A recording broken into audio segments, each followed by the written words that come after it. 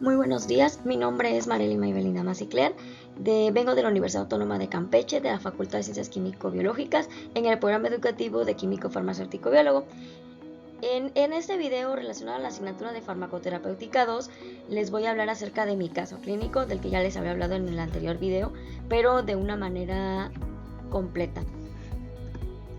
Primero que nada, como ya les había comentado anteriormente en el video anterior, en el caso clínico se está tratando a un paciente masculino de 73 años de edad con antecedentes de diabetes mellitus tipo 2.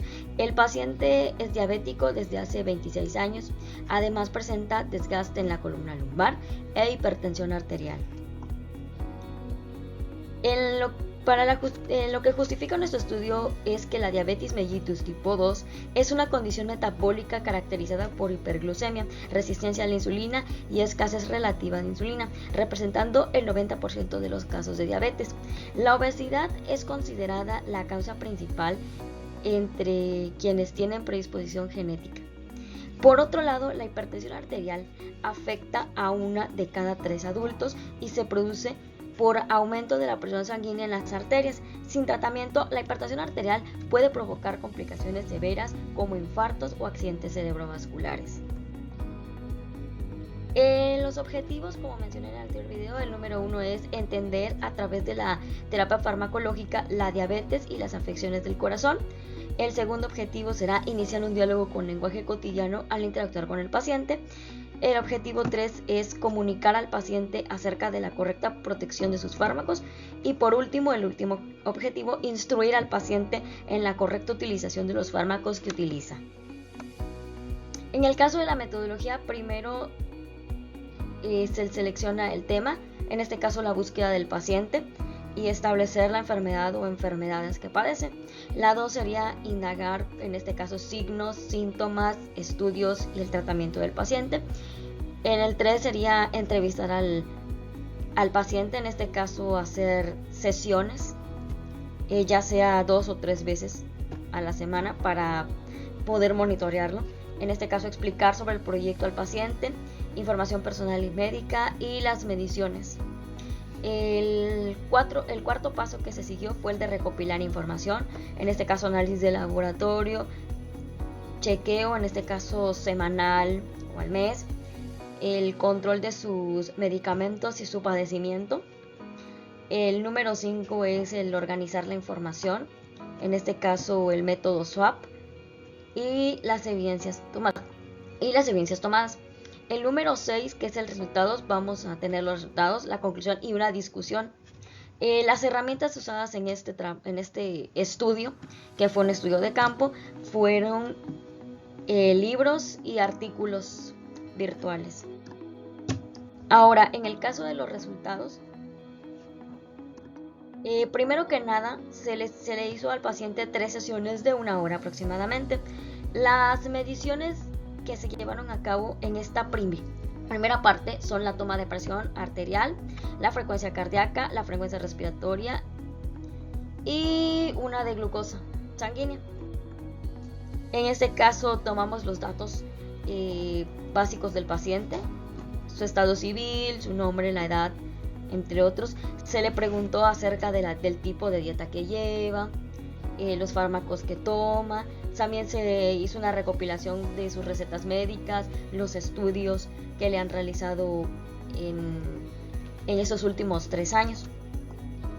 En el caso de los datos de la medicación, tenemos la metformina de 850 miligramos, losartán de 50 miligramos y clonazepam de 2 miligramos. En lo que es el registro de los signos del paciente, tenemos la presión arterial, el ritmo cardíaco y la frecuencia respiratoria. En el caso de la presión arterial, todo se encuentra en un estado normal, su ritmo cardíaco también en un estado normal y su frecuencia respiratoria también se encuentra normal. En el caso de los niveles de glucosa, en esta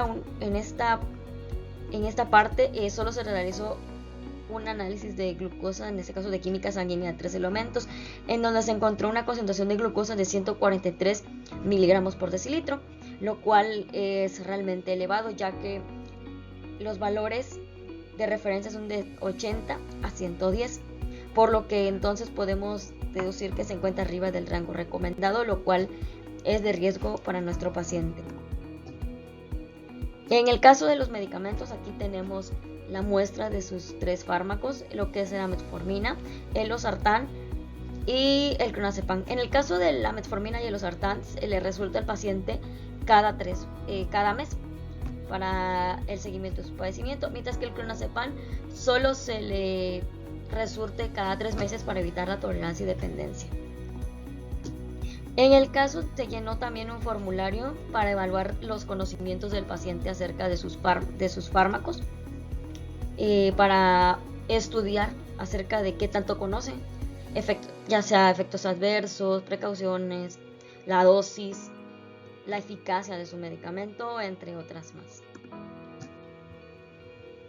Tenemos en esta primera parte que el paciente tuvo un amplio conocimiento de sus medicamentos, como se ve en esta gráfica. Sin embargo, también se ha recalcado que hay una parte en donde es poco, como por ejemplo lo que son las precauciones, los efectos adversos y las contraindicaciones que el paciente debe tener con sus fármacos. Ahora, en la segunda parte se volvió a entrevistar al paciente 2 meses después de la última sesión que se dio en febrero de 2025. Otra vez se le hicieron sesiones de 1 hora aproximadamente. Las mediciones fueron de presión arterial, frecuencia cardíaca, frecuencia respiratoria, y se tuvo un monitoreo en estas 3 sesiones. Hicieron un monitoreo de lo que es la glucosa. En los datos de la medicación tenemos otra vez metformina, losartán y clonazepam, aunque en este caso por ahora el clonazepam se encuentra suspendido debido a que, como mencioné anteriormente, se le resulta al paciente cada 3 meses para evitar lo que es la tolerancia y dependencia.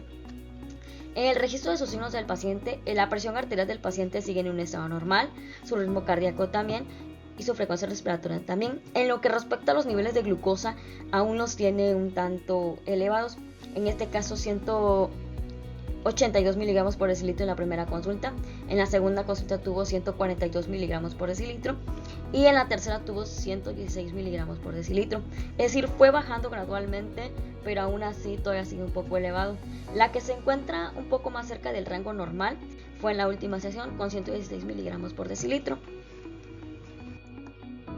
Se le volvió a realizar al paciente lo que son los 3 formularios para ver qué tanto conoce de su fármaco. En el caso de los conocimientos del paciente, ahora vemos que hay un refuerzo de los conocimientos gracias a nuestra intervención la vez pasada, en donde se le instruyó al paciente acerca de la información acerca de sus fármacos. En donde sí vemos que aún falta un poco más de refuerzo es en lo que es contraindicaciones y las interacciones medicamentosas, como se puede ver en esta gráfica, en donde vemos que es suficiente el conocimiento, pero todavía hay un pequeño rango en donde hay poco conocimiento, por lo que la conclusión es que el paciente conserva un amplio entendimiento sobre la eficacia de sus medicamentos, la dosis y las veces que deben ser administrados diariamente o semanalmente. Se evidencia una carencia de las interacciones entre fármacos y alimentos y las contraindicaciones de los fármacos, así que se comenzó a detallar esos aspectos donde el conocimiento era limitado. Asimismo, se evidencia también un refuerzo de los conocimientos sobre las precauciones y los efectos adversos de los fármacos, gracias a la intervención de la vez anterior. En este caso, el paciente siempre respeta la fecha de vencimiento, sigue una dieta adaptada a sus condiciones. Además, se le aconsejó sobre cómo utilizar correctamente un botiquín de primeros auxilios. Al realizar la entrevista al paciente, se logró una comunicación efectiva, empleando un lenguaje coloquial para un mejor entendimiento y manteniendo siempre el respeto hacia el paciente. Y eso sería todo por mi parte. Muchas gracias.